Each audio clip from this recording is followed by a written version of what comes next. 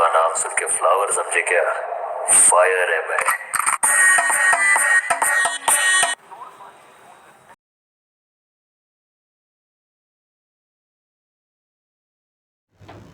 Hello friend, welcome to education tutorial channel.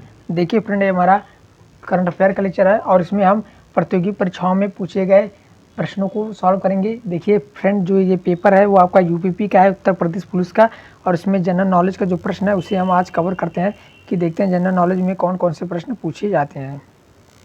तो मैं आपको इसको जूम कर देता हूँ, सारा को पूरी तरह से अब दिख रहा होगा।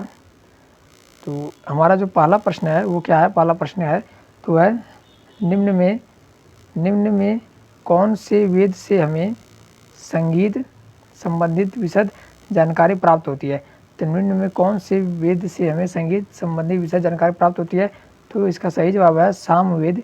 सामवेद से हमें संगीत संबंधित विशद जानकारी प्राप्त होती है। ऑप्शन बी जो है इसका सही जवाब है, सामवेद।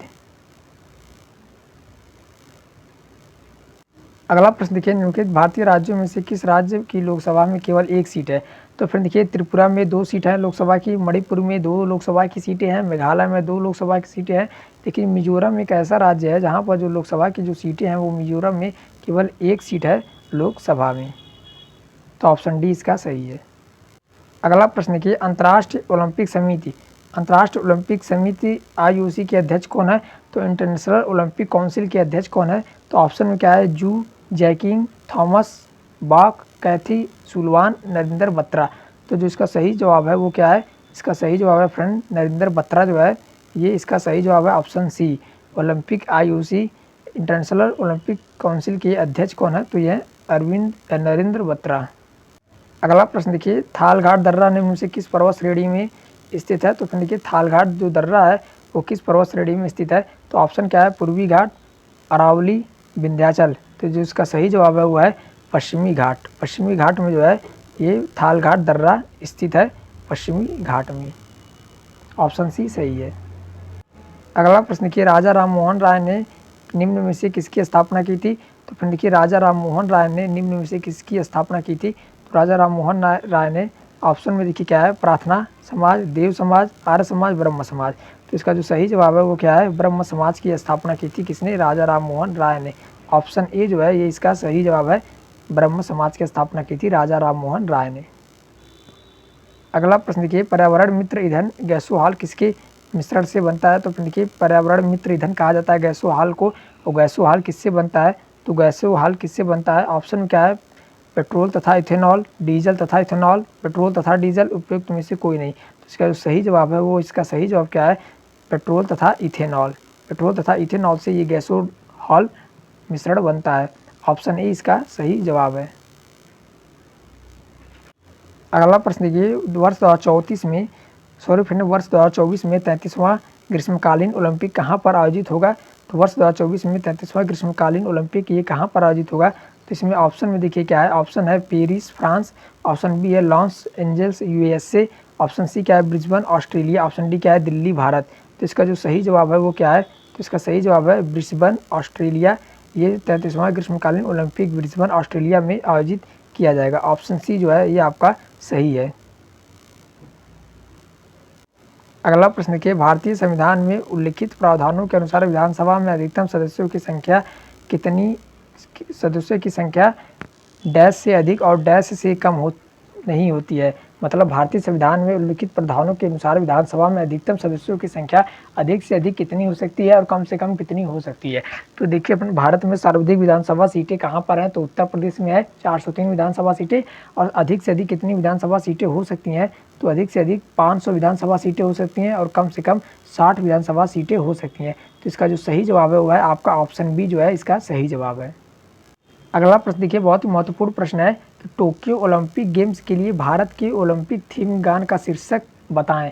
टोक्यो ओलंपिक गेम्स के लिए भारत के ओलंपिक थीम गान का शीर्षक बताएं। तो ऑप्शन में देखिए क्या है? ऑप्शन में है लक्ष्य तेरा सामने है, ऑप्शन बी है मेरी जीत मेरा लक्ष्य, ऑप्शन सी है लक्ष्य तेरा मेडल है, ऑप्शन डी ओलंपिक का लक्ष्य। तो इसका जो सही जवाब है वो क्या है? तो इसका फिर देखिए सही जवाब जो है वह लक्ष्य तेरा सामने है। तो लक्ष्य तेरा सामने, ये जो ऑप्शन ए है ये इसका सही जवाब है, लक्ष्य तेरा सामने है, ऑप्शन ए। अगला प्रश्न देखिए, मानव हृदय का दाहिनी भाग, मानव हृदय का दाहिनी भाग रक्त प्राप्त करता है, कौन सा रक्त प्राप्त करता है? तो मानव हृदय का दाहिना जो भाग है फ्रेंड देखिए वह अशुद्ध रक्त प्राप्त करता है, मानव हृदय का दाहिना भाग। तो फ्रेंड देखिए इसका ऑप्शन जो है ऑप्शन बी सही है, मानव हृदय का दाहिना भाग जो है ये अशुद्ध रक्त प्राप्त करता है। अगला प्रश्न क्या है, बहुत ही महत्वपूर्ण प्रश्न है कि खानवा का युद्ध किसके बीच लड़ा गया? तो फ्रेंड देखिए खानवा का जो युद्ध था वो बाबर और राणा सांगा के बीच लड़ा गया। खानवा का युद्ध, खानवा का युद्ध किसके बीच लड़ा गया? बाबर और राणा सांगा के बीच खानवा का युद्ध लड़ा गया। इसका सही जवाब है ऑप्शन बी। अगला प्रश्न देखिए, सती प्रथा का अंत किस गवर्नर जनरल के कार्यकाल में हुआ? तो फिर देखिए सती प्रथा का अंत जो है वो किस गवर्नर जनरल के कार्यकाल में हुआ? तो ऑप्शन में क्या है वारेन हेस्टिंग्स, ऑप्शन बी क्या है विलियम्स बेंटिक, ऑप्शन सी क्या है कॉर्नवालिस, ऑप्शन डी क्या है डलहौजी। तो फिर देखिए जो सती प्रथा का अंत था वो किस गवर्नर जनरल के कार्यकाल में हुआ? तो सती प्रथा का जो अंत है वो विलियम बेंटिक गवर्नर जनरल के कार्यकाल में हुआ, विलियम बेंटिक की। ऑप्शन बी इसका सही जवाब है। अगला प्रश्न देखिए, बहुत ही महत्वपूर्ण प्रश्न है कि निम्नलिखित में से कौन सा रोग आँखों से संबंधित है?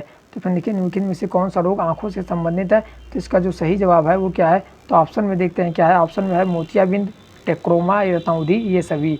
तो जो ऑप्शन डी है वो इसका सही जवाब है, ये सभी मतलब मोतियाबिंद, रतौंधी, टेक्रोमा ये तीनों जो है आँखों के रोगों से संबंधित है। तो इसका सही जवाब क्या है? ऑप्शन डी इसका सही जवाब है।